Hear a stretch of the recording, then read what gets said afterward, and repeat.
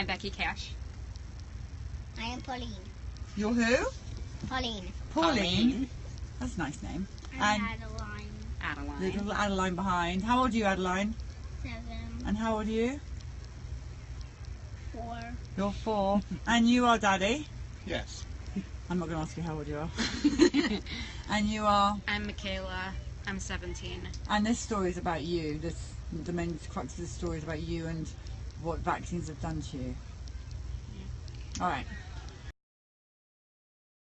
So Michaela was our oldest of 6 children, and I just grew up in a regular house. My dad worked, well, if it was regular, my dad worked for the Food and Drug Administration, Kraft Macaroni and Cheese, Chef Boyardee. You vaccinate your children, it's what you do. So when she was born, we did what we were supposed to do. We didn't get any vaccines in the hospital. How did you get away with that? I don't think they were giving, we were kind of in a limbo, like they were giving the Hep B and they weren't giving the Hep B, and I think when she was born they weren't actually giving it. But we went in at her 2-month well child visit, and that's when I believe she received her first ones, and she received everything that she was supposed to get, DPT, shot, and I believe she got a Hep B then. That was the first one, and then she went back for her 4-month, and I believe it was at her 4-month one that she ended up getting a really high fever. She had 104.5 degree fever after the vaccine, and I said to the pediatrician, you know, I'm really, really concerned. She got a really high fever. I don't know that we should do another one. And he said, well, the insert says if it was 105, we would stop, and you know, pertussis is really dangerous, and if she gets pertussis, your baby's going to die or she's going to end up brain damaged. And I went, okay. and I was nervous, and so we went ahead and did it. And at that point in time, other than the fever she was getting, and she was getting like a lot of ear infections and such, but we didn't make a connection. You're gonna have to leave the bus if you don't stop.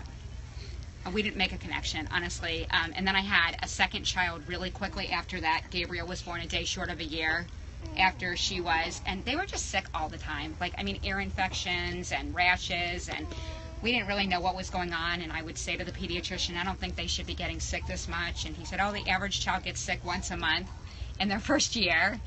And something in me was like, I don't know, something isn't right. But I do want to say that by the time my second child was born, I said no vaccines until, which sounds utterly ridiculous to me now, but I said I won't do any vaccines until he's at least 10 pounds and 3 months old, whichever comes last, because I thought, okay, well, if we wait, because I knew she had gotten the fevers, I really didn't correlate the illnesses, though. And he started getting sick right away. He got pertussis, even though he got all 3 of the vaccines. He had whooping cough. He was sick. He was lethargic all the time and such. And then it was after my 3rd child was born, and she was born about 18 months later, that she lost all neurological control at about 9 months old, and she stopped being able to, like, she just stopped making all of her milestones. And by 12 months old, they said she was at least 6 months delayed, and that's when everything kind of went, whoa, wait a minute. And we actually had a doctor who connected the dots.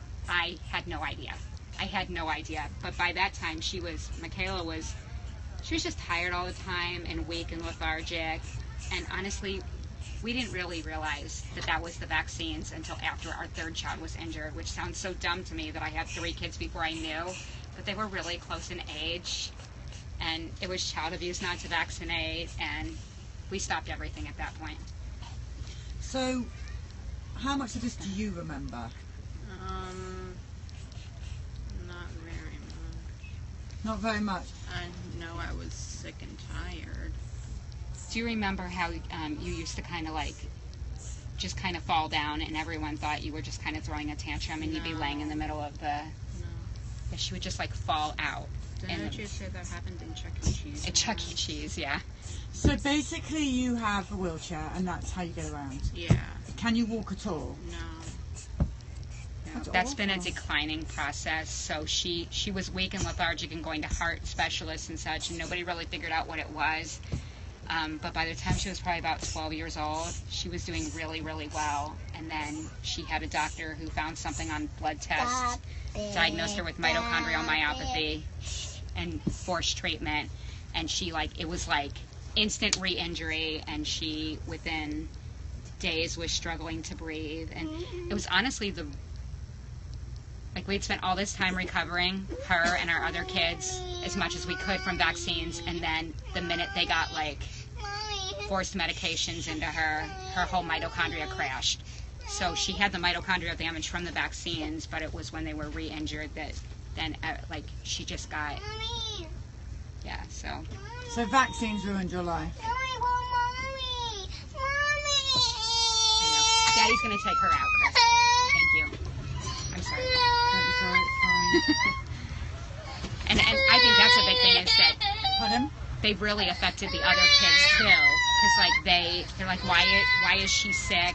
And my 15 and 14-year-old have autism, and they'll just have complete meltdowns, and it's the whole family, it's everything, and even the ones who are healthy, who, praise be to God, aren't vaccinated, it's this is not what we hoped for and dreamed when we started having children. And we don't say it ruined her life, because we're gonna do as much as she can, and she still wants to go to college. It has. She should have had. It absolutely has. She was touring, she dreams of touring the world and singing, and she's a beautiful singer, and well, she can. I'm sure she can still do all those things. She can still sing, but now they've taken away her ability to walk. They've taken it, yeah. And that's not okay.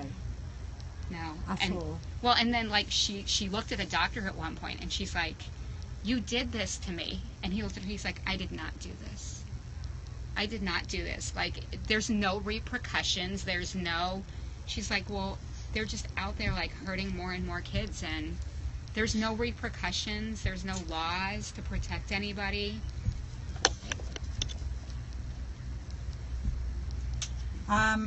Well, here's the thing. Your story is going to help so many people. You are going to help so many people. You already are helping so many people just by telling your story. You need to know that we are really sorry that this has happened to you.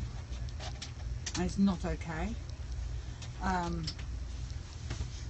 And we will do everything that we can to make sure that this never happens to anyone ever again.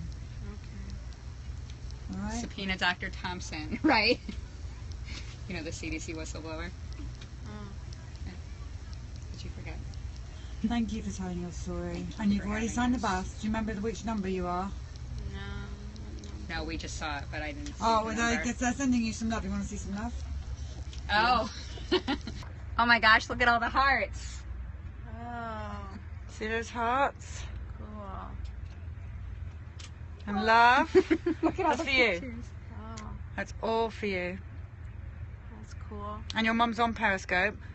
And what do you know? What are you on Periscope? How will people recognise you? You know what? I just watch it when they post it on Facebook, so I guess You I'll haven't go made any get on. comments yet? No. No, you're not on This is Periscope, so you're a little bit Oh, different. okay. Then you'll be able to play this back, and she will be able to see all that. There's lots of love yous coming in. People telling you that they love you. Okay. So Thank you. it's true. You're very, very much loved. We're gonna So, keep fighting though. Yeah, keep fighting. And if you love singing, are you any good at singing? Yeah, she's very Well, good. where have you met Patrick, No. our driver? I see you need to get on Periscope. He's a singer, She a opera singer. She sang in Rome. And what's your oh, come on, come meet Patrick. Come with me, let's do it. Now, how do we get Are you out? still live on Periscope? Yeah. Okay. Why? Do you want me to come off? No, I was just wondering. Now, how do we get you out? How do we get in? She crawled up yeah. the stairs. That's what I do at home. Okay. All right. We can't get her out. She has to go on tour with you. Go on, Addie.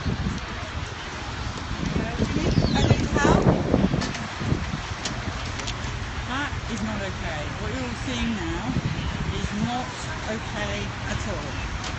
How dare you do that to this girl? What do you like to sing? I like Hamilton, the Broadway show. Hamilton, the Broadway show. I don't know what that is. I'm so hopeless at these kind of It's things. Broadway. Oh, you want her to sing something? You won't sing from Hamilton?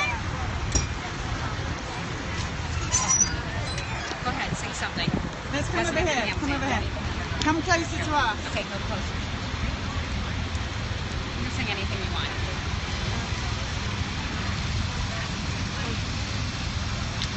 Let it go, let it go. Can't hold it back anymore. Let it go, let it go. Turn away and slam the door. I don't care what they're going to say. Let the storm rage on. The cold's never bothered me anyway. That was brilliant. I wanted more. Yeah, it was absolutely wonderful. We tried to sing Let It Go recently. Didn't go very It well. wasn't very good at all. Yeah, that was wonderful. I'm mostly just singing choir. I'm in the Indianapolis Children's Choir.